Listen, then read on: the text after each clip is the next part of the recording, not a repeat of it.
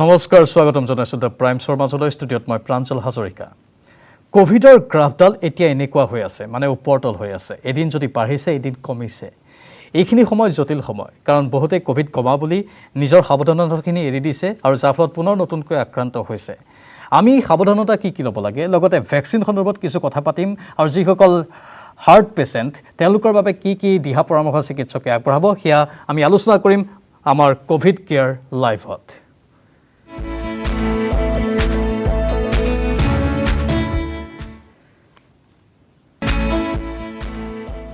Covid care লাইভত মই স্বাগতম জনাব বিচাৰিছোঁ গুৱাহাটীৰ ডাউনটাউন হস্পিটেলৰ বিশেষজ্ঞ চিকিৎসক ডাক্তৰ ইন্দ্ৰ কুলধিপতি ডাঙৰীয়াক।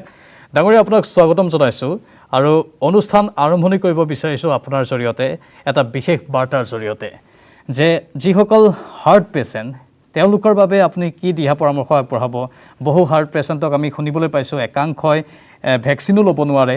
আচলতে প্ৰকৃত সত্যসমূহ কি আপোনাৰ জৰিয়তে জানিব বিচাৰিছোঁ।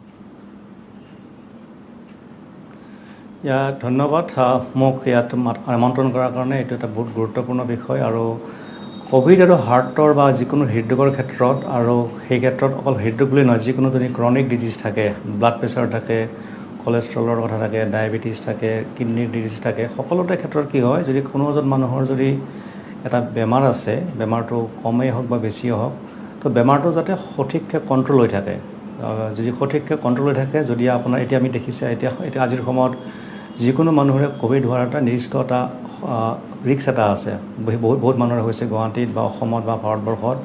তো যদিহে আপোনাৰ যিকোনো এটা বেমাৰ আছে, স্পেচিয়েলি যদি হাৰ্টৰ বেমাৰ হয়, হৃদৰোগ হয়, আৰু সেইটো যদি সঠিককৈ কণ্ট্ৰল থাকে, উপযুক্ত যদি ঔষধ খাই থাকে, নীতি নিয়ম মানি চলে, আৰু যদি দুৰ্ভাগ্যবশতঃ আপোনাৰ কোভিডত আক্ৰান্ত হয়ও, তেতিয়া দেখিব আপোনাৰ সেই বেমাৰটো সহজে পাৰ হৈ যাবৰ কাৰণে আপোনাক সহায় হ'ব।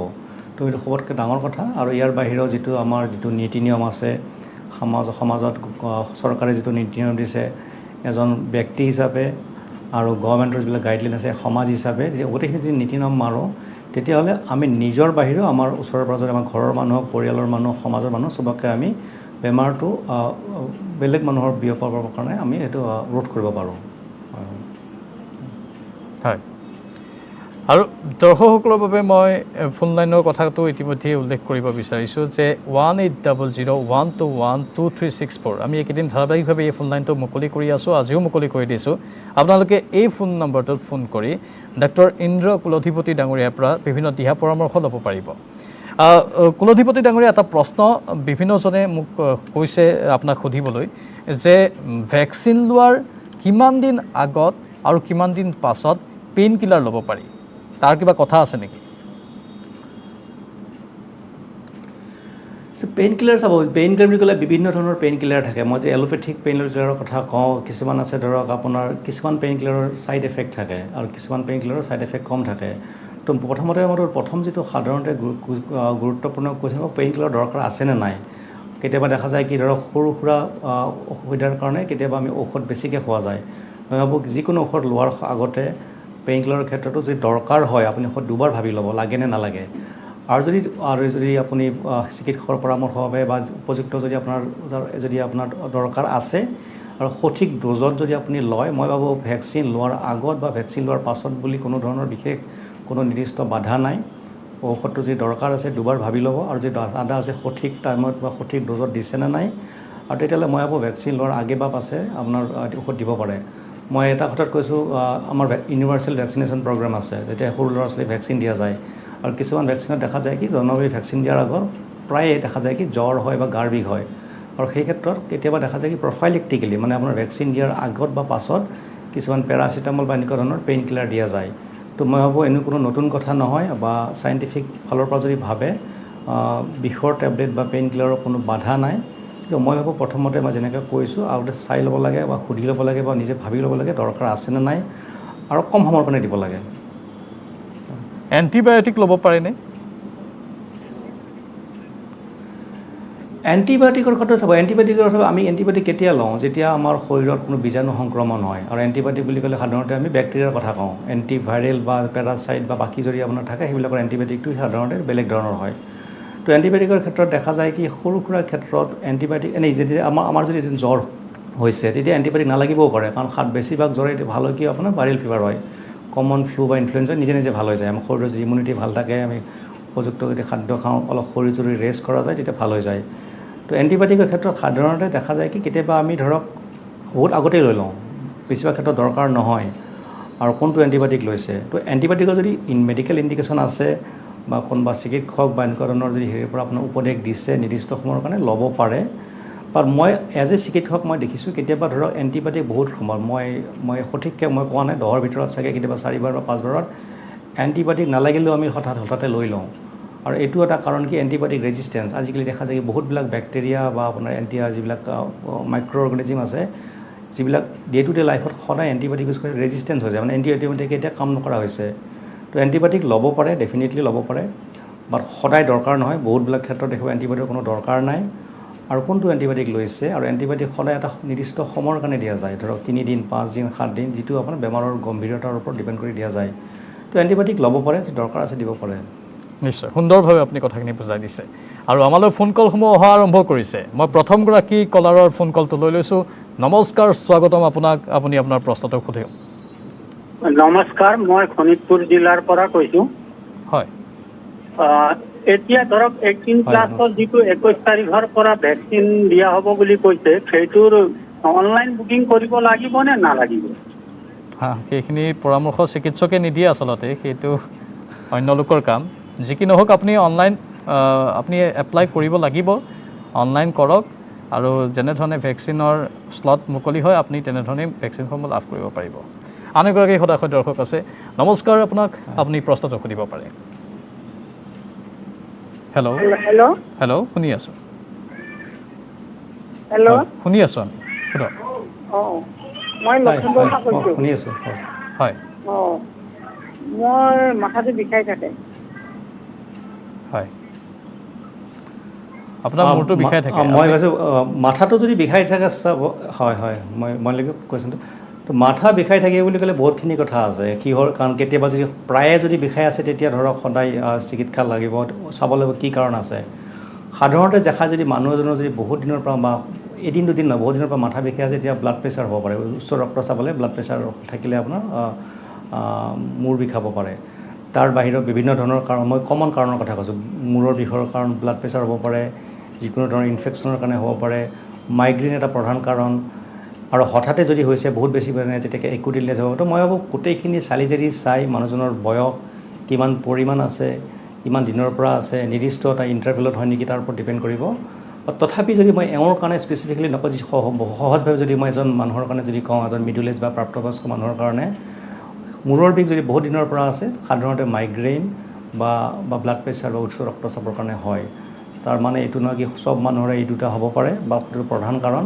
মই ভাবোঁ আপুনি চিকিৎসকৰ পৰামৰ্শ লোৱা ভাল আৰু এটলিষ্ট যিটো প্ৰথমত যিটো ষ্টেপ আপুনি এটলিষ্ট নিজৰ ব্লাড প্ৰেছাৰ চেক কৰিব লাগে নৰ্মেল আছে নে এবনৰ্মেল আছে তো এটা লাইনত আপুনি ক'ব নোৱাৰে বাট ইউজুৱেলি আপুনি চিকিৎসকৰ পৰামৰ্শ লোৱাটো উচিত মই দৰ্শকসকলক কৈ থওঁ যে আমাৰ এই অনুষ্ঠানটো COVID-19 সন্দৰ্ভত আৰু ভেকচিন সন্দৰ্ভতে আপুনি COVID-19 বা ভেকচিন সন্দৰ্ভত যদি কিবা প্ৰশ্ন থাকে তেতিয়াহে সেই প্ৰশ্নসমূহ উত্থাপন কৰক আন এগৰাকী সদায় দৰ্শক আছে নমস্কাৰ স্বাগতম জনাইছোঁ আপোনাক প্ৰশ্নটো সুধিব পাৰে নমস্কাৰ নমস্কাৰ মই ক'ভিডৰ সম্পৰ্কে এটা কথা জানিব বিচাৰিছোঁ হয় মোৰ এতিয়ালৈকে ভেকচিন মই লোৱা নাই হয় এতিয়ালৈকে ভেকচিন লোৱা নাই ভেকচিন ল'বলৈ এলাৰ্জি প্ৰব্লেম আছে কিবা অসুবিধা হ'ব নেকি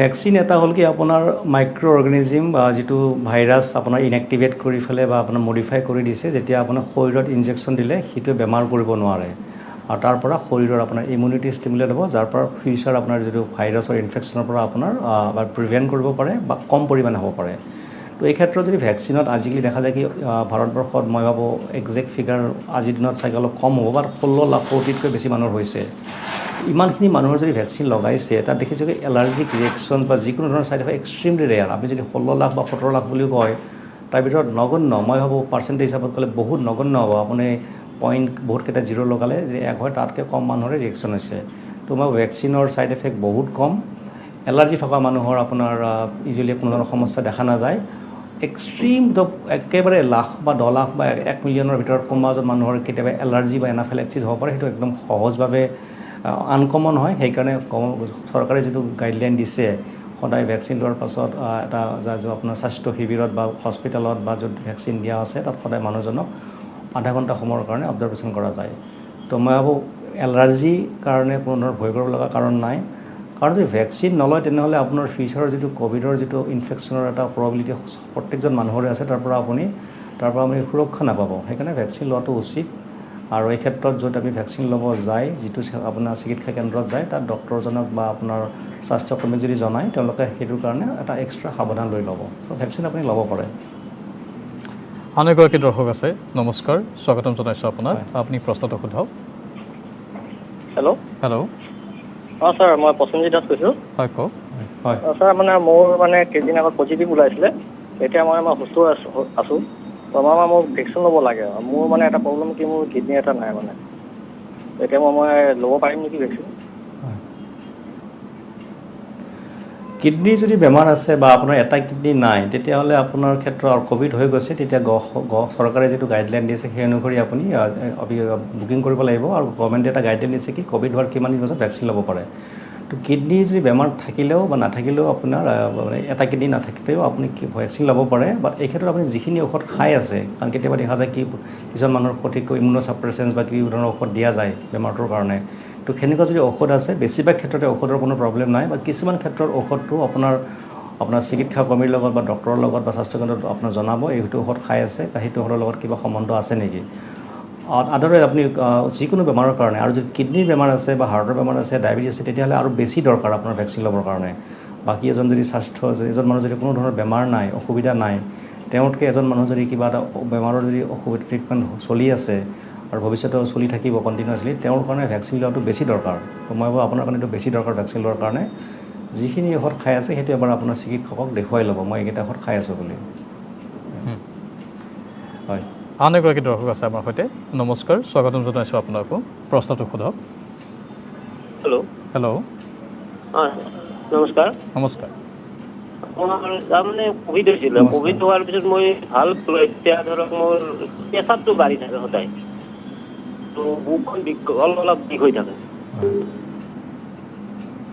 হয় হয় এতিয়া আপুনি চাব ক'ভিড হোৱাৰ পাছত বহুত মানুহৰ দেখা যায় কি ক'ভিডৰ সময়ত যদি বিশেষ অসুবিধা পোৱা নাই যদি ক'ভিডৰ সময়ত অক্সিজেন কমি যোৱা নাই বা কোনো ধৰণৰ সঠিককৈ আপোনাৰ হস্পিটেলত কোনো এডমিট কৰি ইনজেকশ্যন দিব লগা হোৱা নাই তেতিয়াও বহুত ক্ষেত্ৰত কিছুমান মানুহ দেখা যায় কি সাধাৰণ দুৰ্বলতা আহে শৰীৰটো দুৰ্বল লাগে ভাগৰ অলপ লাগে আৰু লাহে লাহে দেখা যায় কি এটা সময়ৰ পাছত বহুতবিলাক ক্ষেত্ৰত নৰ্মেল হৈ যায় মানে স্বাভাৱিক আহি যায় কিমান দিন আহিব মানুহজনৰ নিজৰ ইমিউনিটি বা ফিটনেছৰ ওপৰত ডিপেণ্ড কৰে নিৰ্ভৰ কৰে বাট আপুনি যিটো কৈছে আপোনাৰ ক'ভিড হোৱাৰ পাছত ব্লাড প্ৰেছাৰ বাঢ়িছে বা বাঢ়িছে সেইটো ক'ভিডৰ লগত সম্পৰ্ক নহ'বও পাৰে সেইকাৰণে এই ক্ষেত্ৰত বাকী ক'ভিড নোহোৱা মানুহ এজনৰ কাৰণে বা আদাৰৱাইজ বাকী মানুহৰ নিচিনাকৈ আপোনাৰ ব্লাড প্ৰেছাৰৰ কাৰণে চাব লাগিব কিয় বাঢ়িছে কেনেকুৱা বাঢ়িছে আৰু বেছিভাগ ক্ষেত্ৰতে একচুৱেলি আপোনাৰ যদি এজন প্ৰাপ্তবয়স্ক মানুহ হয় বয়স যদি আপোনাৰ 18 বছৰৰ ওপৰত বেছি হয় তেতিয়া বেছিভাগ ক্ষেত্ৰতে আপোনাৰ ঔষধৰ দৰকাৰ হ'ব নহ'ব এই ক্ষেত্ৰত আপোনাৰ ক'ভিডৰ লগত চাগে ডাইৰেক্ট সম্বন্ধ নাই আচলতে আগতে চাগে ইমান আপোনাৰ সঘনাই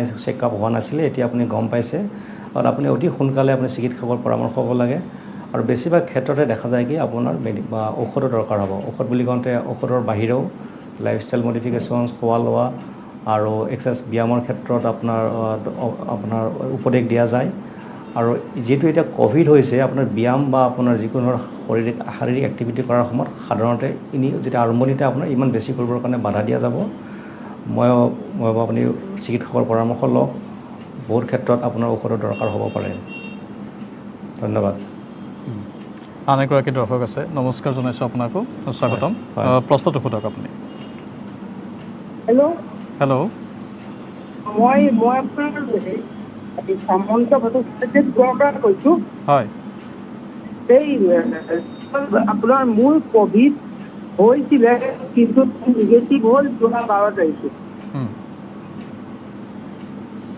হেল্ল' হয় শুনি আছোঁ আপুনি কৈ যাওক এতিয়া আপোনাৰ যোৱা 12 তাৰিখে তেতিয়া মোৰ অলপ প্ৰব্লেম আছিলে মোৰ এই অক্সিজেনৰ অভাৱ চভাৱ আছিলে তাৰপিছত মোৰ আসাম মেডিকেল কলেজত মানে কি হ'ল মোৰ 5 তাৰিখে মই হেৰি কৰিছিলোঁ মানে ক'ভিডৰ পৰীক্ষা কৰিছিলোঁ 6 তাৰিখে মেডিকেল কলেজত আছাম মেডিকেল কলেজত ভৰ্তি হৈছিলোঁ। সেইসময়ত মোৰ অক্সিজেনৰ অভাৱ হৈছিলে, অলপ ৰেমডিচিভিৰ এই দিছিলে। তাৰপিছত আপোনাৰ মোৰ 12 তাৰিখে নিগেটিভ আহিলে। এতিয়া মই কি ক'ভিড টেষ্ট কৰিব মই পাৰিম নেকি? নহয় ক'ভিড টেষ্ট নহয়, এতিয়া মই আপোনাৰ ভেকচিন ল'ব পাৰিম নেকি? 12 মানে মই বুজিছোঁ 12 চাগে আপোনাৰ যোৱা মাহৰ 12 তাৰিখ হ'ব। তো যদি আপোনাৰ ক'ভিড হৈ গৈছে আৰু সেই ক্ষেত্ৰত যদি আপোনাৰ এতিয়া যদি কোনো ধৰণৰ একিউট ইলনেছ নাই আৰু যদি আপোনাৰ কোনো ধৰণৰ এতিয়া বিশেষ আপোনাৰ ক'ভিড সম্পৰ্কীয় নিৰ্দিষ্ট অসুবিধাৰ দৰকাৰ হোৱা নাই, তেতিয়াহ'লে আপুনি ভেকচিন ল'ব পাৰে। আৰু ভেকচিনৰ ক্ষেত্ৰত চৰকাৰে এটা গাইডলাইন দিছে কি নৰ্মেলি আপুনি 15 দিনৰ পাছত 2 সপ্তাহৰ পাছত মানুহজনে সুস্থ হৈ যাব, তেতিয়া আপোনাৰ ভেকচিন ল'ব পাৰে। তো এই ক্ষেত্ৰত আপুনি এতিয়া কাৰণ এই যে কেতিয়াবা দেখা যায় ক'ভিডৰ ক্ষেত্ৰত আপোনাৰ ভাইৰাছবিলাকৰ মিউটেশ্যন হৈ আছে। দেখিছোঁ যিটো ভাইৰাছ আগতে আছিলে 6 মাহ আগতে, আজি সেইটো চেম ভাইৰাছ নাথাকিবও পাৰে। আৰু ভৱিষ্যতেও ক'ভিডটো আপোনাৰ দুদিনতে গুচি নাযায়। আমি গভৰ্ণমেণ্টে বা বিভিন্ন ধৰণৰ চাইণ্টিফিক বডিয়ে কৈছে কি ক'ভিডটো জাগে ইমান সোনকালে গুচি নাযায়। এতিয়া আমি দেখিব ভাৰতবৰ্ষত লাহে লাহে ক'ভিডৰ সংখ্যা অলপ কমি আহিছে। আৰু যদি আমি সকলোৱে নীতি নিয়ম মানো, ভেকচিন লওঁ, তেতিয়া দেখিব যিমান আকৌ ভৱিষ্যতে বাঢ়িব পাৰে এইটো নাবাঢ়িব। সেইকাৰণে ক'ভিড যদিও আপোনাৰ হৈ গৈছে, এতিয়া আপোনাৰ উপযুক্ত সময়, এতিয়া আপুনি যদি ৰিকভাৰী হৈছে, আপুনি যদি এতিয়া স্বাভাৱিক যদি আপুনি আহি গৈছে, তেতিয়া আপুনি এতিয়া ভেকচিন ল'ব পাৰে। কাৰণ তেতিয়াহ'লে ফিউচাৰৰ আপোনাৰ ইনফেকশ্যনছ বা ইমিউনিটি আৰু প্ৰটেকশ্যনৰ কাৰণে আপোনাৰ ভৱিষ্যতে আপোনাৰ নিজৰ কাৰণেও আৰু সমাজৰ কাৰণেও আপোনাৰ প্ৰটেকশ্যন দিব ভেকচিনে। তো আপুনি ল'ব পাৰে এতিয়া। মই বুজিছোঁ এতিয়া 12 মানে তেওঁ চাগে যোৱা মাহৰ 12 তাৰিখ কৈছে। এইটো নিৰ্দিষ্টকৈ কোৱা নাই মে' মাহৰ কৰিছে নে এপ্ৰিল মাহৰ কৰিছে। হয়, আন এগৰাকী দৰ্শক আছে, আপোনাকো নমস্কাৰ জনাইছোঁ। প্ৰশ্নটো সোধক আপুনি। হয়, মই বৰগুৰিৰ পৰা কৈছিলোঁ। কওক। মোৰ ফোন হ'ল নেকি মই যোৱা মোৰ 24 তাৰিখে পাইছিলোঁ পজিটিভ।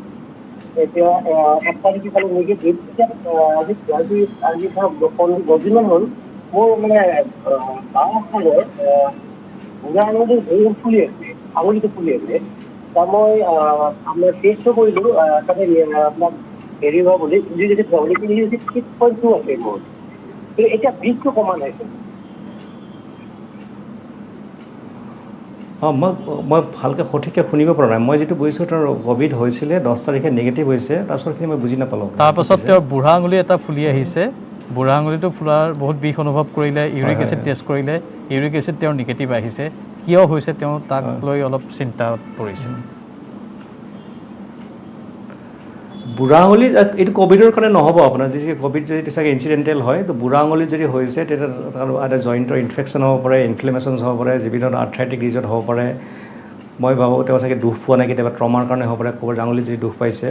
তো এই ক্ষেত্ৰত আপুনি এজন চিকিৎসক বা ৰিউমেটলজিষ্ট বা আপোনাৰ মেডিচিন স্পেচিয়েলিষ্ট বা আপোনাৰ অৰ্থপেডিক চাৰ্জনৰ লগ ধৰিব লাগে। বেছিভাগ ক্ষেত্ৰত যদি এটা জইণ্টত হৈছে বা এটা গাঁঠিত হৈছে, লোকেল কাৰণ হ'ব পাৰে। সেইটো গাঁঠিৰ সম্বন্ধীয় আপোনাৰ বিষ হ'ব পাৰে, নট নেচাৰেলি সদায় ইউৰিক এচিড হ'ব পাৰে, ইনফ্লেমেশ্যন হ'ব পাৰে, জইণ্টৰ ইনফেকশ্যনছ হ'ব পাৰে। আৰু মই ভাবোঁ এতিয়া আপোনাৰ সোনকালে এজন চিকিৎসকক পৰামৰ্শ ল'ব লাগে আৰু সেই ক্ষেত্ৰত দিহা অনুসৰি তেওঁ আপোনাৰ ট্ৰিটমেণ্টটো কৰা ভাল। তো ইউজুৱেলি ক'ভিডৰ লগত জইণ্টৰ যিটো আপোনাৰ বিষ বা চুৱেলিং ইউজুৱেলি দেখা নাযায়। এইটো ক'ভিডৰ কাৰণে নহ'ব পাৰে এইটো। হৃদৰোগীসকল বিশেষকৈ এই ক'ভিডৰ সময়ত আমি দেখিবলৈ পাইছোঁ বেছিভাগ হৃদৰোগীৰে অৱস্থা শোচনীয় হৈ যায় আৰু একাংশ হৃদৰোগী ICUত যাবলগীয়া হয়, তেওঁলোকৰ পেনিক এটেকো আহে। সেই হৃদৰোগীসকলৰ বাবে কেইটামান বিশেষ টিপছ দিয়কচোন বাৰু। আমি দেখিছে, আমি যদি ভাৰতবৰ্ষ বা অভাৰঅল যদি গোটেই গ্ল'বেলি যদি চাওঁ, তেতিয়া দেখিছে কি লাহে লাহে আগতে হস্পিটেলত হৃদৰোগৰ সংখ্যাৰ যিমান হস্পিটেলত আহিছিলে, তো আৰম্ভণিতে কম দেখা যায়। বহুত মানুহে একচুৱেলি ভয়তে হৃদৰোগৰ কাৰণে হস্পিটেলত অহা নাই। কাৰোবাৰ যদি হাৰ্ট এটাক হৈছে বা হাৰ্ট ফেইলিয়াৰ হৈছে বা হাৰ্ট এটাকৰ সম্ভাৱনা যদি সেনেকুৱা ধৰণৰ আনুষংগিক যদি আপোনাৰ সমস্যা দেখা যায়, বহুত মানুহে ভৱিষ্যতে হস্পিটেলত ভয়ৰ কাৰণে অহা নাছিলে। সেই ক্ষেত্ৰত লকডাউন আহোঁতে মানুহৰ ধৰক ট্ৰেভেল কৰিবৰ কাৰণে নিৰ্দিষ্ট সাধন নাছিলে, তো মানুহে অহা নাই। তো আমি দেখা পাওঁ বহুত ক্ষেত্ৰত মানুহে একচুৱেলি উপযুক্ত সময়ত নোহোৱাৰ কাৰণে পাছত বেমাৰটো বেছি হৈ যায় আৰু তেতিয়া গুৰুতৰ অৱস্থাত হস্পিটেলত আহে। যাৰ অলৰেডি হাৰ্টৰ বেমাৰ আছে, মই ভাবোঁ এই ক্ষেত্ৰত এইটো বহুত দৰকাৰ। এইটো এনেও আপোনাৰ ক'ভিড নাথাকিলেও দৰকাৰ কি ট্ৰিটমেণ্টটো আপোনাৰ ভালকৈ কৰিব লাগে। এই ক্ষেত্ৰত যদি আপোনাৰ কাৰোবাৰ অলৰেডি হৃদৰোগ হৈ আছে, আৰু হৃদৰোগ বুলি কওঁতে দেখা পাব বহুত মানুহৰ বহুত বেছি আছে, কিছুমানৰ চাগে অলপ মাইল্ড বা মৃদু ধৰণৰ আছে, বিশেষ ইমান গুৰুতৰ ধৰণৰ নহয়। তো প্ৰত্যেকটো ক্ষেত্ৰতে মই ভাবোঁ আপোনাৰ যিটো বেমাৰ আছে সেইটো ট্ৰিটমেণ্টটো যাতে সঠিককৈ হয়।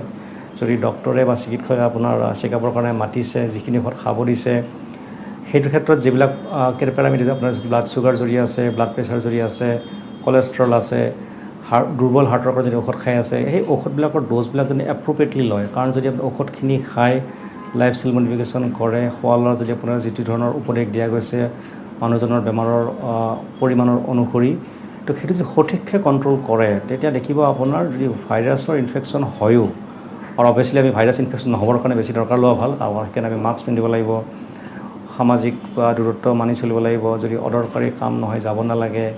মোৰ যদি কিবা ধৰণৰ সমস্যা দেখা গৈছে ক'ভিড সময়ত, মই সোনকালে পৰীক্ষা কৰিব লাগে। মোৰ বুলি কওঁতে মোৰ নিজৰ হ'ব পাৰে, মোৰ ঘৰৰ মানুহ হ'ব পাৰে, যাতে বেমাৰটো সঠিকভাৱে আগতে ধৰা পৰে। তো প্ৰথমতে বেমাৰটো নহ'বৰ কাৰণে যিখিনি সাৱধান গভৰ্ণমেণ্টে দিছে, চৰকাৰে দিছে, সেইটো ফ'ল' কৰিব লাগিব। যদি হৈছে আপোনাৰ ক'ভিড, তেতিয়াহ'লে সঠিককৈ আপুনি আগতীয়াকৈ পৰীক্ষা কৰক, চিকিৎসকৰ দিহা পৰামৰ্শ লওক, আৰু যিটো আপোনাৰ অলৰেডি ট্ৰিটমেণ্ট চলি আছে সেইটো যাতে ভালকৈ হয়, সঠিককৈ হয়। তো যেতিয়া এই ক্ষেত্ৰত দেখা যায়, তেতিয়াহ'লে আপুনি দেখিব বেমাৰ নহ'ব, হ'লেও আপোনাৰ কোনো ছিৰিয়াছ নহ'ব, আৰু যদি অসুবিধা হয়ও তেতিয়াহ'লে আপোনাৰ ভাল হৈ যোৱাৰ বা সোনকালে স্বাভাৱিক জীৱন অহাৰ সম্ভাৱনা বহুত বেছি হ'ব। নিশ্চয়। হয়, আন এগৰাকী দৰ্শক আছে। নমস্কাৰ, আপুনি কোনে কৈছে? আপোনাৰ প্ৰশ্নটো সোধক। হেল্ল'। হেল্ল'। মই ধেমাজিৰ পৰা কৈছোঁ। হয়, হয়, কওক। মোৰ মানে ভৰি দুটা খুব খোজকাঢ়িলে জিনজিনাই থাকে, তাৰপিছত মানে একদম খোজকাঢ়িলে অকৰা হৈ যায় আৰু ঠাণ্ডা ঠাণ্ডা লাগি থাকে। মই এতিয়া ক'ভিড ভেকচিনটো ল'ব পাৰিমনে বাৰু? পাৰিব, কাৰণ এই আপুনি যিটো সমস্যা কৈছে, ভৰি জিনজিনাই বা খোজকাঢ়িলে এনেকুৱা অসুবিধা হয়, তো বেছিভাগ ক্ষেত্ৰত দেখা যায় কি এইটো আপোনাৰ নিউৰোপেথি হ'ব, পেৰিফেৰেল নিউৰোপেথি হ'ব পাৰে।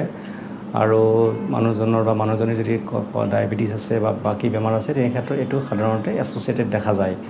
বা যিটো তেওঁ প্ৰশ্ন সুধিছে, এনেকুৱা যদি অসুবিধা থাকে ভেকচিন ল'ব পাৰে নে নোৱাৰে, ডেফিনেটলি পাৰে, ভেকচিন ল'ব পাৰে। বাট এইটোৰ লগতে দৰকাৰ আপোনাৰ কাৰণটো কি, আপোনাৰ চুগাৰ বেমাৰ আছে নেকি, ডায়েবেটিছ আছে নেকি, বা এনেকুৱা কিবা সম্বন্ধীয় কিবা ফেক্টৰ আছে নেকি, সেইটো কণ্ট্ৰল কৰাটো দৰকাৰ। ভেকচিন ল'ব পাৰিব, আৰু এইটো যিটো কাৰণ, সেইটোৰ কাৰণে আমি চিকিৎসকৰ পৰামৰ্শ লোৱা ভাল। হয়, আন এগৰাকী দৰ্শক আছে। নমস্কাৰ, স্বাগতম জনাইছোঁ, প্ৰশ্নটো সোধক। হেল্ল'। হেল্ল'। হেল্ল'। হয়, শুনি আছোঁ আমি, কৈ যাওক। হয়, আচ্ছা ছাৰ, মই তিনিচুকীয়াৰ পৰা কৈছোঁ। হয়, হেল্ল'। হয়। মই তিনিচুকীয়াৰ পৰা কৈ আছোঁ, মই টিভিটো চাই আছোঁ। প্ৰশ্নটো সোধক। মোৰ মানে কি হাৰ্টৰ প্ৰব্লেম আছে, তো মই ভেকচিনটো ল'ব পাৰিম নেকি?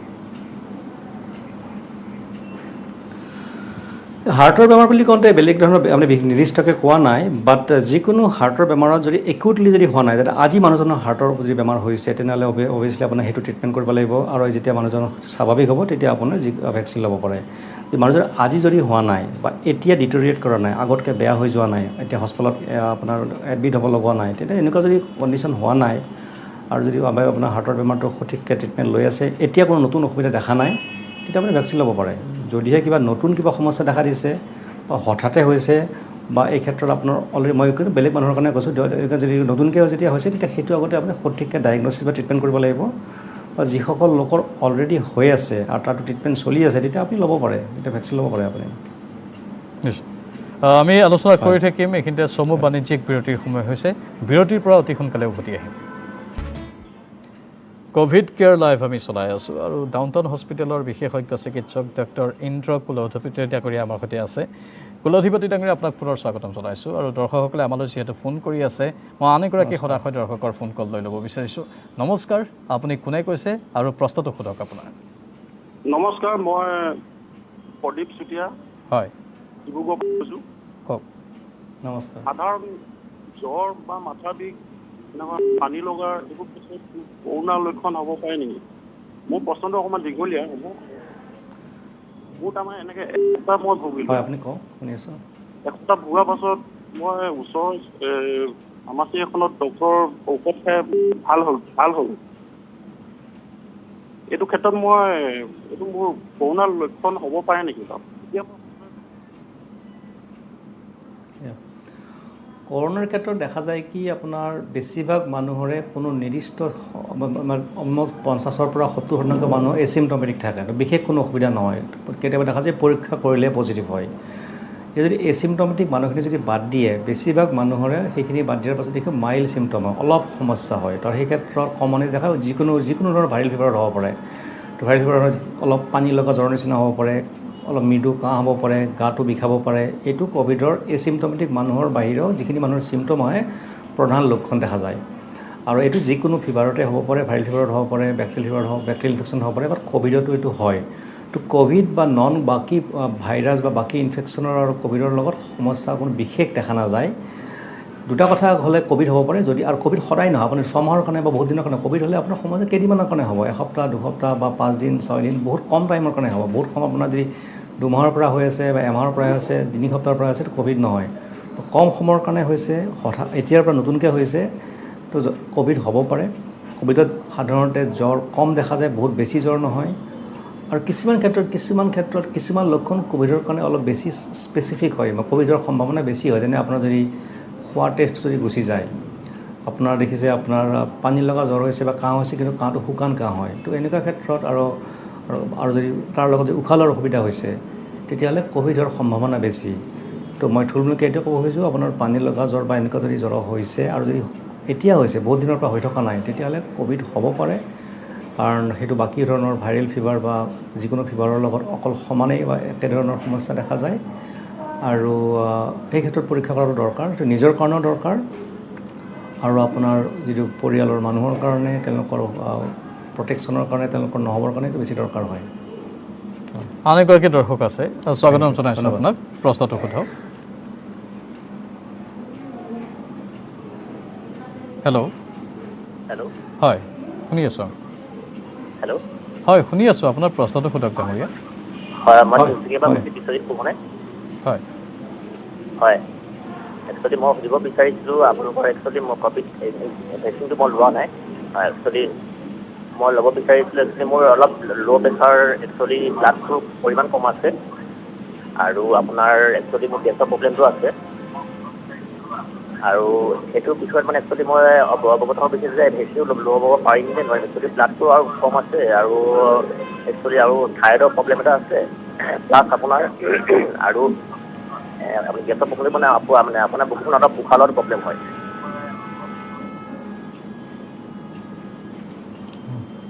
তো তেওঁ কৈছে এখেতে ল' প্ৰেছাৰ, গেছৰ প্ৰব্লেম আছে আৰু উশাহ লোৱাৰ অসুবিধা হয়। আৰু টেষ্টটো কম আছে, বহুত বেছি হয়। যদি আপোনাৰ মোৰ কথা টেষ্টটো কম আছে বুলি কৈছে। টেষ্ট কম আছে, টেষ্ট যদি কম আছে, কি কম আছে, এইটো অলপ কম হৈছে নেকি, নে বহুত বেছি কম হৈছে, এতিয়া আগতে নৰ্মেল আছে, এতিয়া কমি গৈছে, বা বহুত আগৰ পৰা কম আছে। তো মই কিয় কৈছোঁ, কিছুমান জনসাধাৰণৰ কেতিয়াবা হিমগ্ল'বিন বা তেজৰ পৰিমাণটো অলপ বাকী নৰ্মেল মানুহতকৈ কম থাকে, যেতিয়া হিমগ্ল'বিন ই ডিজিজ থাকে, সেইটো এটা স্বাভাৱিক হয়। বাকী মানুহৰ যদি 12-13 থাকে, আমাৰ 9 বা 8 থাকিব পাৰে, সেইটো নৰ্মেল এবনৰ্মেল নহয়। কিন্তু বহুতবিলাক বেমাৰ আছে হিমগ্ল'বিন কিবা কাৰণত কমি গৈছে, শৰীৰত আইৰণ ডেফিচিয়েঞ্চিৰ কাৰণে হৈছে, শৰীৰৰ ব্লাড লছ হৈছে, বিভিন্ন ধৰণৰ কাৰণ হ'ব পাৰে। তো কিমান কম আছে তাৰ ওপৰত বা চিৰিয়াছনেছ ডিপেণ্ড কৰিব। আৰু যিকোনো অকল তেজৰ কম বুলিয়ে নহয়, যিকোনো যদি আপোনাৰ স্বাস্থ্য ৰিলেটেড যদি সমস্যা নতুনকৈ যদি দেখা গৈছে, আগতে এইটো নাছিলে, এতিয়া হৈছে আৰু বেছি যদি হৈছে, তেতিয়াহ'লে আপোনাৰ সেই ক্ষেত্ৰত আপুনি চাব লাগিব কি কাৰণে হৈছে, কিবা কাৰণ আছেনে নাই, বা এইটো আপোনাৰ স্বাভাৱিক যিটো ইণ্ডিভিজুৱেল ভেৰিয়েশ্যনৰ ভিতৰতে হৈছে, সেইটোৰ ওপৰত ডিপেণ্ড কৰি আপোনাৰ এইটো হ'ব। তো মই ভাবোঁ সেই ক্ষেত্ৰত চাব লাগিব, যদি বহুত বেছি আছে বা হঠাতে হৈছে, তেতিয়াহ'লে কাৰণ চাব লাগিব। আৰু প্ৰেছাৰৰ ক্ষেত্ৰত মই কৈছোঁ ল' প্ৰেছাৰ বুলি যদিও কৈছে, ইউজুৱেলি দেখা যায় কি ল' প্ৰেছাৰ সাধাৰণতে বহুত এক্সট্ৰিমলি ৰেয়াৰ কিছুমান কাৰণতে পোৱা যায়, যিটো একদম আনকমন হয়, সাধাৰণতে দেখা নাযায়। বেছিভাগ মানুহৰ ক্ষেত্ৰত ব্লাড প্ৰেছাৰ কম বুলি ক'লে এটা ঔষধৰ কাৰণে হৈছে, বা এজন মানুহৰ স্বাভাৱিক মানুহ এজনৰ ব্লাড প্ৰেছাৰ বাকী জনসাধাৰণতকৈ বাকী মানুহতকৈ অলপ তুলনামূলকভাৱে কম, যিটো এবনৰ্মেল নহয় বা অবনৰ্মেল নহয়। বাকী মানুহৰ যদি 120 আছে, কিছুমান মানুহৰ 90 বা 100 থাকিব পাৰে, যিটো আমি সাধাৰণ ভাষাত ল' প্ৰেছাৰ বুলি কওঁ, আচলতে সেইটো নৰ্মেল হয়। তো মই ভাবোঁ ল' প্ৰেছাৰৰ কাৰণে যদি সমস্যা দেখা নাযায়, বা যদি টেষ্ট কম বুলি কৈছে, মই সেইটো আপোনাৰ কাৰণটো চাব লাগিব, আৰু বেছি যদি হৈছে সেইটো চিকিৎসক দেখাব পাৰে। আৰু এইখিনি যদি কোনো বিশেষ কাৰণ নাথাকে, তেতিয়া আপুনি ভেকচিন ল'ব পাৰে। থাইৰয়ডৰ অসুবিধা আছে, থাইৰয়ডৰ অসুবিধা থাকিলেও পাৰিব নাই? থাইৰয়ডৰ পাৰিব। থাইৰয়ড বুলি কওঁতে সাধাৰণতে দেখা যায় শৰীৰত থাইৰয়ড হৰম'ন কম থাকে, যিটো বহুত কমন হয়। তো সেই ক্ষেত্ৰতো আপোনাৰ প্ৰব্লেম নহয়, অৱশ্যে মানে ঔষধ যদি দিছে ঔষধ খাই থাকিব লাগিব। থাইৰয়ড হৰম'ন বেছি আছে, সেইটো এটা অসুবিধা হয়। বেছি হোৱাটো সাধাৰণতে কম হোৱাতকৈ কম দেখা যায়। এইটো দুটা ক্ষেত্ৰতে আপুনি যদি ঔষধ খাই আছে, কণ্ট্ৰল আছে, তেতিয়া আপুনি ভেকচিন ল'ব পাৰে, অসুবিধা নহয়। ঠিক আছে। আন এগৰাকী সদায় দৰ্শক আছে, নমস্কাৰ, স্বাগতম আপোনাকো, প্ৰশ্নটো সোধক। হয় নমস্কাৰ হয় মোৰ পেচেণ্টজন হ'ল তেওঁৰ বয়স 76 হ'ব আৰু তেওঁ এতিয়া পষ্ট কোভিড পিৰিয়ডত আছে আৰু তেখেতৰ মানে উশাহ নিশাহ লোৱাত অকণমান কষ্ট হয় প্লাছ আৰু কাহটো এতিয়ালৈকে ভালেই হোৱা নাই মানে পোষ্ট ক'ভিড বুলি কওঁতে তেওঁ ক'ভিড হোৱা কিমান দিন হ'ল আৰু এইকেইটা দেখা যায় কিছুমান মানুহৰ ক'ভিড হোৱাৰ পাছত সমস্যা দেখা যায় আপোনাৰ হাঁওফাঁওৰ ক্ষেত্ৰত ইনভলভমেণ্ট হয় ক'ভিড নিউম'নিয়া হয় আৰু সেই ক্ষেত্ৰত আপোনাৰ স্বাভাৱিকভাৱে আহোঁতে সময় লাগে আৰু বিভিন্ন ধৰণৰ ঔষধ দিয়া যায় অক্সিজেন লেভেলৰ ওপৰত ডিপেণ্ড কৰি কিমান বেছি হৈছে আৰু লাহে লাহে লাহে আপোনাৰ স্বাভাৱিক জীৱন আহিবৰ কাৰণে সময় লগা যায় আৰু এই ক্ষেত্ৰত কিছুমান ঔষধ দিয়া যায় আপোনাক চিকিৎসকে দিছে আপোনাৰ লাঙৰ যিটো আপোনাৰ ডেমেজ হয় যিটো আপোনাৰ সেইখিনি কম কৰিবৰ কাৰণে এটা সময় লাগিব বেছিভাগ ক্ষেত্ৰতে এটা সময় লাগে আৰু কিমান সময় লাগিব সেইটো মানুহজনৰ নিজৰ ইমিউনিটিৰ ওপৰত ডিপেণ্ড কৰিব কিমান পৰিমাণৰ লাং ইনভলভমেণ্ট হৈছে সেইটোৰ ওপৰত ডিপেণ্ড কৰিব অলপ ধৈৰ্য ধৰিব লাগিব আৰু আপোনাক যদি চিকিৎসকে চিকিৎসা কৰিছে সেই ক্ষেত্ৰত আপুনি চিকিৎসকৰ লগত আপোনাৰ লগ ধৰক তেওঁলোকক জনাওক এইখিনি ভাল হৈছে বা এইখিনি বাকী আছে বেছিভাগ ক্ষেত্ৰত আমি দেখিছোঁ কিছুমান এক্সেপশ্যনৰ কেছত বাদ দি পেলাই বেছিভাগ ক্ষেত্ৰতে এইটো নৰ্মেল হৈ যায় বা অলপ সময় লাগে ধৈৰ্য লাগিব আন এগৰাকী দৰ্শক আছে নমস্কাৰ স্বাগতম আপুনি প্ৰশ্নটো সোধক হেল্ল' হেল্ল' শুনি আছোঁ আমি মই নিজা মানে কৰ্কটৰ পৰা কৈছোঁ হয় এইটো মোক তাৰমানে ভেকচিন লোৱা হোৱা নাই কিন্তু বৰ্তমান মোক কেনেকুৱা হৈ থাকে এই হাত ভৰিবিলাক টানে আৰু সেইকাৰণে তাৰমানে মই ভয়তে ল'ব যোৱা নাই আৰু বিশেষকৈ অকণমান মানে হেৰি হৈ থাকে আৰু এটা বিষ হৈছে মানে সেইদিনাখনো তাৰমানে পৰিছিল সেইকাৰণে বিষটো মানে বাওঁ চাইডে কঁকালৰ ওচৰতে হৈছিলে সেইকাৰণে মই যাব পৰাও নাই বিশেষকৈ ভৰিত পৰিছিলে সেইকাৰণে যাব পৰা নাই কিন্তু ভেকচিনটো নলওঁ যদি কিবা হ'বও নেকি এনেকুৱা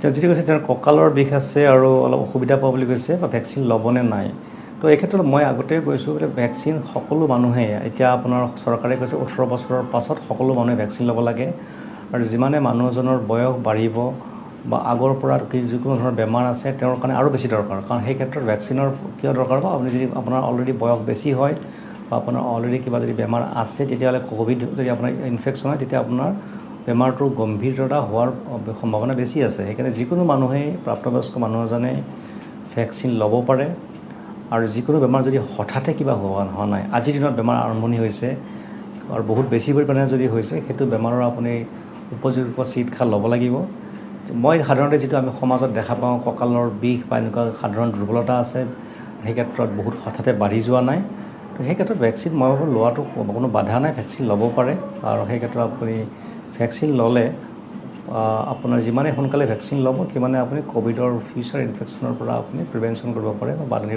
নিৰাময় মানে প্ৰিভেনশ্যন কৰিব পাৰে ক'ভিড নোহোৱা কৰিব পাৰে আন এগৰাকী দৰ্শক আছে নমস্কাৰ আপোনাকো প্ৰশ্নটো সোধক আপুনি হেল্ল' হেল্ল' হয় নমস্কাৰ মই গৰিয়াহাঙৰ পৰা ক'লোঁ শিৱসাগৰ জিলা হয় নমস্কাৰ মোৰ মানে কি পৰিবাৰ আজি ক'ভিড হোৱা প্ৰায় 22 দিন হ'ল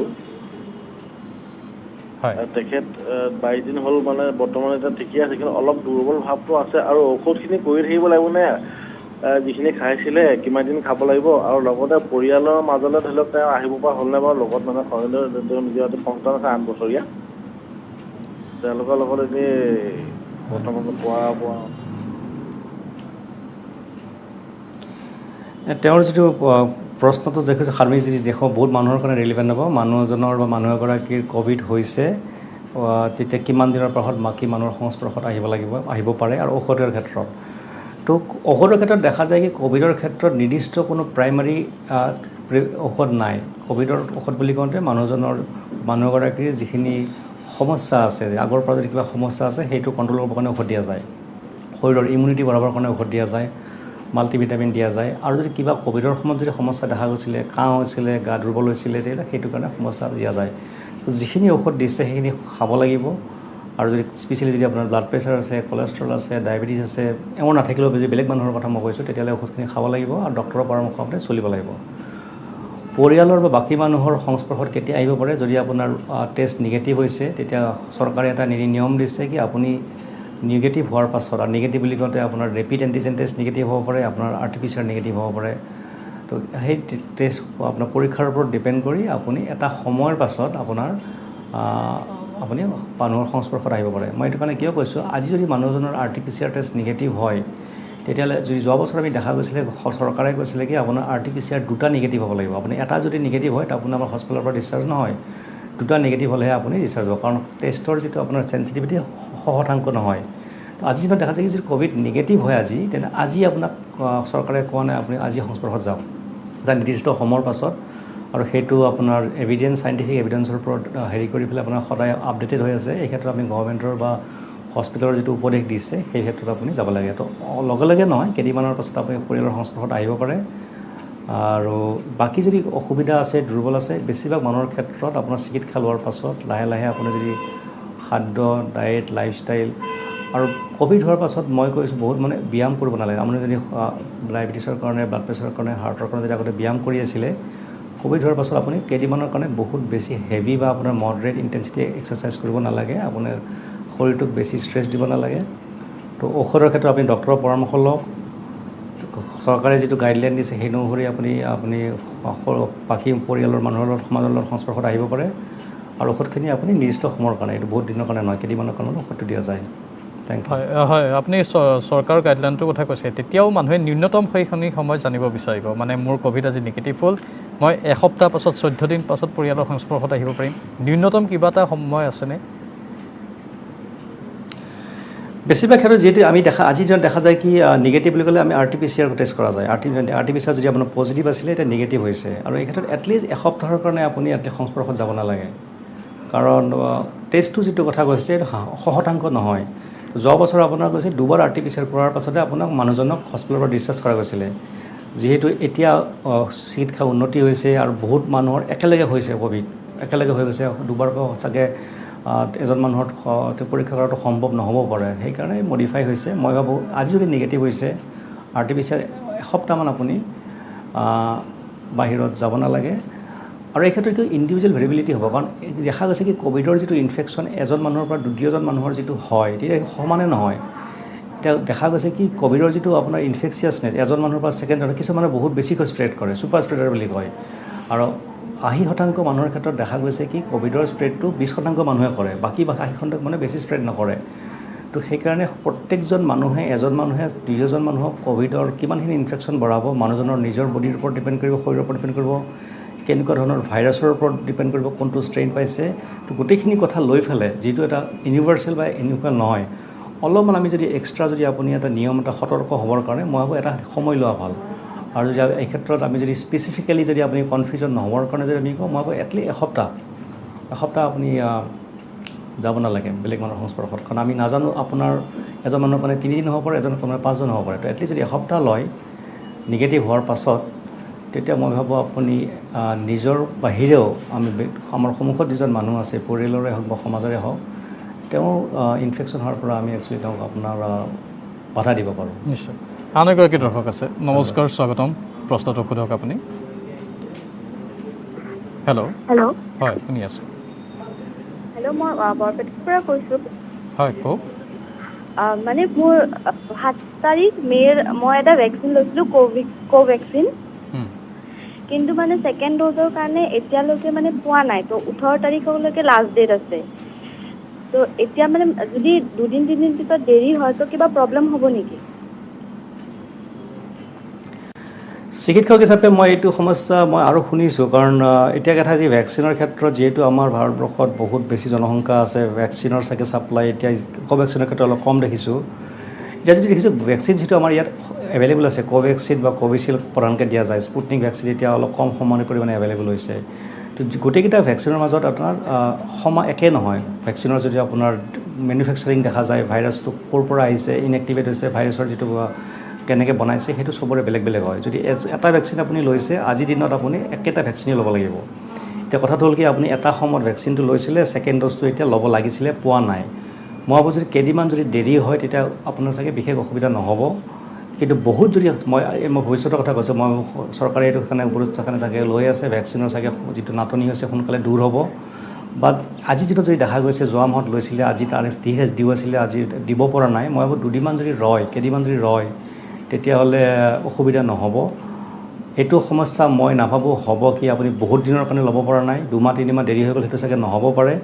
আৰু এনেকুৱা যদি হয়ও, মই এটা অসম্ভৱ কথা এটা কৈছোঁ, তথাপি চাগে গভৰ্ণমেণ্টে এটা গাইডলাইনত আহিব বা যিটো ভেকচিন লৈছিলে আপুনি সেইটো ভেকচিনেই লোৱা ভাল।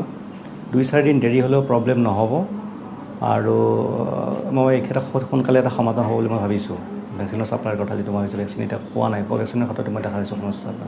হয়, 2 দিন দেৰি হ'লে সমস্যা নহ'ব। ঠিক আছে। কেইদিনমান আন এগৰাকী দৰ্শক আছে, নমস্কাৰ জনাইছোঁ আপোনাকো, প্ৰশ্নটো সোধক আপুনি। হেল্ল', শুনি আছোঁ। নমস্কাৰ। নমস্কাৰ। হয়, মই যোৰহাটৰ পৰা কৈছোঁ। হয়, কওক। মই এনে কিবা নিয়ম আছে নেকি অসুখ থাকিলে ভেকচিনটো ল'ব নোৱাৰি? আৰু এনে খজুৱতি থাকিলে ল'ব পাৰি? হেল্ল', মই ভালকৈ শুনি পোৱা নাই, আপুনি ক'ব নেকি? এনে কিবা অসুখ থাকিলে ভেকচিনটো ল'ব নাই নেকি? কিবা নিয়ম আছে নেকি? ঔষধৰ ক্ষেত্ৰত দেখা যায় কি কিছুমান যিবিলাক ঔষধ আপোনাৰ বডিৰ ইমিউনিটি ছাপ্ৰেছ কৰে, হাই ড'জত যদি ষ্টেৰইড পাই আছে, কিছুমান দেখা যায় কি কিছুমান ট্ৰান্সপ্লাণ্ট বা যদি অংগ যদি সংস্থাপন বাহিৰৰ পৰা কৰা যায়, ইমিউনো ছাপ্ৰেছন দিয়া যায়। আৰু কিছুমান ক্ষেত্ৰত দেখা যায় কি ব্লাড শৰীৰৰ ৰক্তটো পাতল কৰিবৰ কাৰণে ব্লাড থিনাৰ দিয়া যায়। তো এনেকুৱা 2-4টা এক্সেপশ্যনেল চাৰ্কামষ্টেঞ্চৰ বাহিৰেও আপোনাৰ ভেকচিনত লোৱাৰ ক্ষেত্ৰত যিটো আপোনাৰ ঔষধ চলি আছে সেইটো বাধা নাই। আৰু এজ এ চিকিৎসক হিচাপে মোক বহুত মানুহে সোধে, মই ব্লাড থিনাৰ খাই আছোঁ, তেতিয়া ভেকচিন ল'ব পাৰোঁ নাই? তো প্ৰধান কাৰণ ব্লাড থিনাৰ বহুত ক্ষেত্ৰত দেখা যায় হাৰ্টৰ বেমাৰৰ কাৰণে। ব্লাড থিনাৰ কাৰণত যিবিলাক এণ্টিপ্লেটলেট থেৰাপি হয়, আপোনাৰ এছপ্ৰিন বা এনেকুৱা ধৰণৰ আনুষংগিক ঔষধৰ ক্ষেত্ৰত ভেকচিন লোৱাৰ প্ৰব্লেম নাই। যদিহে আপুনি এণ্টিকগুলেণ্ট খাই আছে, যিটোত আপোনাৰ ভালবৰ অপাৰেশ্যনৰ পাছত দিয়া যায়, তো সেই ক্ষেত্ৰত আপোনাৰ এটা শৰীৰৰ ৰক্ত পৰীক্ষা কৰি চাব লাগে, ব্লাডটো কিমান পাতলা হৈছে, বেছি পাতলা হৈছে নে নৰ্মেল হৈ আছে, সেইটোৰ ওপৰত ডিপেণ্ড কৰি হয়। তো বেছিভাগ ক্ষেত্ৰত এই 2-4টা আপোনাৰ ব্যতিক্ৰমৰ বাহিৰেও যিকোনো ঔষধ যদি খাই আছে, তেতিয়াহ'লে সেইটোৰ ক্ষেত্ৰত ভেকচিনৰ কোনো ধৰণৰ ইণ্টাৰেকশ্যন নহয়, ভেকচিন আপুনি ল'ব পাৰে। আন এগৰাকী দৰ্শক আছে, নমস্কাৰ জনাইছোঁ আপোনাকো, প্ৰশ্নটো সোধক আপোনাৰ। হেল্ল', হয়, শুনি আছোঁ, কওক। এই ক'ভিড হোৱাৰ কিমান দিন পিছত নেক্সট মানে ভেকচিন ল'ব পাৰিম?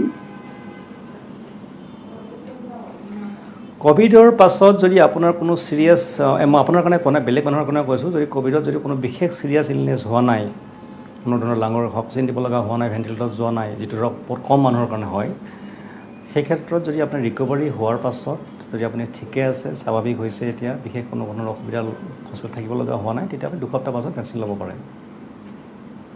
কিন্তু চৰকাৰে গাইডলাইন দিছে যে 3 মাহৰ পাছতহে ল'ব পাৰে বুলি, নতুনকৈ যিটো গাইডলাইন আহিছে যে ক'ভিড নিগেটিভ হৈ গ'ল, তাৰ গাইডলাইনটো চাব, গাইডলাইন কি হয়, এতিয়া মই যদি এটা বৈজ্ঞানিকভাৱে যদি কওঁ, কি এতিয়া গাইডলাইনৰ কথাত কি হৈছে, গভৰ্ণমেণ্টে এতিয়া গাইডলাইন দিছিলে, প্ৰথমতে দিছিলে আপোনাৰ হেল্থ কেয়াৰ বা আপোনাৰ হস্পিটেলত যিবিলাকে কাম কৰিছে তেওঁলোকক দিলে। তাৰপাছত তেওঁ দেখে যিবিলাকৰ ক'মৰ্বিড কণ্ডিশ্যন আছে, আৰু তাৰপাছত এতিয়া আহিলে, এতিয়া গভৰ্ণমেণ্টে কৈছে যিবিলাকৰ অলৰেডি প্ৰথমটো ড'জ পাইছে সেইটোৰ ওপৰত ভিত্তি কৰি পেলাই দিয়া গৈছে। তো এই ক্ষেত্ৰত গোটেইটো যে দেখা যায় কি এই যে চৰকাৰৰ যিটো গাইডলাইন হয়, সেইটো দেখা যায় কি এটা আপোনাৰ প্ৰেক্টিকেল এছপেক্টটো চাই দিছে। আজিৰ দিনত দেখিছে কি বহুত ক্ষেত্ৰত আপোনাৰ আপোনাৰ যিবিলাকে নতুনকৈ যদি আপোনাৰ ৰেজিষ্ট্ৰেশ্যন কৰিব লাগে, তেওঁলোকক ভেকচিনৰ ৰেজিষ্ট্ৰেশ্যন কৰিব দিয়া নাই, কাৰণ আপোনাৰ অলৰেডি যিখিনিয়ে পাইছে, যেনে এজন দৰ্শকে সুধিছিলে মই ভেকচিনটো পোৱা নাই এতিয়া, তো সেইটোৰ ওপৰত ভিত্তি কৰি গোটেইখিনি চাইণ্টিফিক প্লাছ প্ৰেক্টিকেল এছপেক্টটো চাই পেলাই গভৰ্ণমেণ্টে গাইডলাইন দিছে। আৰু আমি দেখিছোঁ কি এজন মানুহৰ ক'ভিড হোৱাৰ পাছত তেওঁৰ যদি শৰীৰৰ যদি ইমিউনিটি হয়, যদি এণ্টিবডি ৰেছপঞ্চ হয়, বহুত মানুহৰ ভেৰি কৰে। এজন মানুহৰ দেখিব 2 সপ্তাহতে এণ্টিবডি আহিছে, আৰু এজন মানুহৰ যদি এণ্টিবডি দেখিছে বহুত ক'ভিড হোৱাৰ পাছতো এণ্টিবডি অহা নাই। তো মানুহজনৰ ৰেছপঞ্চ, বায়'লজিকেল ৰেছপঞ্চ এটা ইনফেকশ্যনৰ পাছত ভেৰি কৰিব পাৰে। তো সেইকাৰণে দেখা যায় কি ক'ভিডৰ সময়ত ইমিডিয়েটলি দিব নোৱাৰে, এটা সময় দিব লাগিব। আৰু এই ক্ষেত্ৰত সেইকাৰণে গভৰ্ণমেণ্টে গাইডলাইন যিটো দিছে, ICMR গাইডলাইন দিছে, লাহে লাহে যিটো আমাৰ প্ৰেক্টিকেল যিটো আপোনাৰ লিমিটেশ্যনছ বা ইউজফুলনেছৰ ওপৰত ডিপেণ্ড কৰি দিয়া যায়। সেইকাৰণে মই ভাবোঁ চাইণ্টিফিকলি যদি দেখা যায়, তেনেহ'লে আপুনি ক'ভিড হোৱাৰ 2 সপ্তাহ পাছত আপুনি নৰ্মেল লাইফ আছে, ভেকচিন ল'ব পাৰে। বাট এতিয়া যে গভৰ্ণমেণ্টে এইটো চেঞ্জ কৰিছে, কাৰণ কিন্তু আমাৰ বহুত মানুহ একেলগে দিব পৰা নাই। আৰু ক'ভিড হোৱাৰ পাছত আপোনাৰ যিটো 100% নহয়, আকৌ ইনফেকশ্যন হ'বৰ কাৰণে অলপ প্ৰটেকশ্যন পায়। তাৰমানে এইটো নহয় কি আপুনি নিয়ম নামানিব, কাৰণ ৰিইনফেকশ্যনো কেতিয়াবা দেখা যায়। যিহেতু এজন মানুহৰ ক'ভিড যদি ৰিকভাৰী হৈ গৈছে, তেওঁৰ ৰিকভাৰী হোৱাৰ চান্সটো বাকী মানুহতকৈ আকৌ ইনফেকশ্যন হোৱাৰ চান্স বাকী মানুহতকৈ কম হয়, তেওঁলোকে অলপ পিছুৱাই ল'ব পাৰে। মই ভাবোঁ গভৰ্ণমেণ্টৰ যিটো গাইডলাইন, সেইটো গোটেই ভাৰতবৰ্ষৰ যিটো আমাৰ এতিয়া পৰিস্থিতি চাই পেলাই লৈছে, কাৰণ বাকীবিলাক মানুহক দিব লাগিব, যিবিলাকে পোৱা নাই তেওঁলোকক দিব লাগিব, যিবিলাকে অলৰেডি প্ৰথমটো ড'জ লৈছে তেওঁলোকক দিব লাগিব, সেইবোৰত ভিত্তি কৰি হৈছে। বা চাইণ্টিফিকলি যদি চাই আৰু চাইণ্টিফিক বুলি কওঁতে কোনো ধৰণৰ বস্তু এবচলুট নহয় দেখিটো সদায় আমি যোৱা বছৰ দেখিছোঁ লাহে লাহে চেঞ্জ হৈ আহিছে আজিৰ দিনত যিটো কৈছোঁ কালি এইটো সত্য বা সঠিক নহ'বও পাৰে এটা সময়ৰ পাছত ল'ব পাৰে তো গভৰ্ণমেণ্টৰ আপুনি গাইডলাইন ফ'ল' কৰিব লাগিব বা যদি ইনকেছ যদি আপুনি কোনোবা ল'ব পাৰে যদি দিয়ে দুসপ্তাহ পাছতো আচলতে আপুনি পাৰে আৰু যিহেতু প্ৰত্যেকজন মানুহৰে এণ্টিবডি চাই পেলাই বা ইমিউনিটি চাই পেলাই ভেকচিনটো দিয়াটো সম্ভৱ নহয় সেইকাৰণে গভৰ্ণমেণ্টে যিটো গাইড দিছে আপুনি সেইটো ফ'ল' কৰিব লাগিব বা যদি আপুনি লজিকেলি চাই বা চাইণ্টিফিকেলি চাই এটা সময়ৰ পাছত দুসপ্তাহ পাছত আপুনি ল'ব পাৰে ধন্যবাদ জনাইছোঁ আপোনাক এইখিনি সময় আমাক দিয়াৰ বাবে আৰু আমি কোভিড কেয়াৰ লাইভ আপোনালোকৰ বাবে আগবঢ়ালোঁ এনেধৰণে আগবঢ়াই থাকিম প্ৰত্যেক দিনেই পুৱা 10 বজাৰ পৰা 11 বজালৈকে আপোনালোকে ফোন নম্বৰটো নোট কৰি লওক আজি আপোনালোকে ফোনত পোৱা নাই আজি নাপালেও কাইলৈ আপোনালোকক ফোনৰ ব্যৱস্থা কৰি দিম কাইলৈ আপোনালোকে ফোন কৰিব পাৰিব প্ৰত্যেক দিনেই পুৱা 10 বজাৰ পৰা 11 বজালৈ এই বিশেষ অনুষ্ঠান চলি থাকিব আৰু ইয়াৰ লগে লগে আজিৰ সম্প্ৰচাৰৰ পৰা বিদায় লৈছোঁ নমস্কাৰ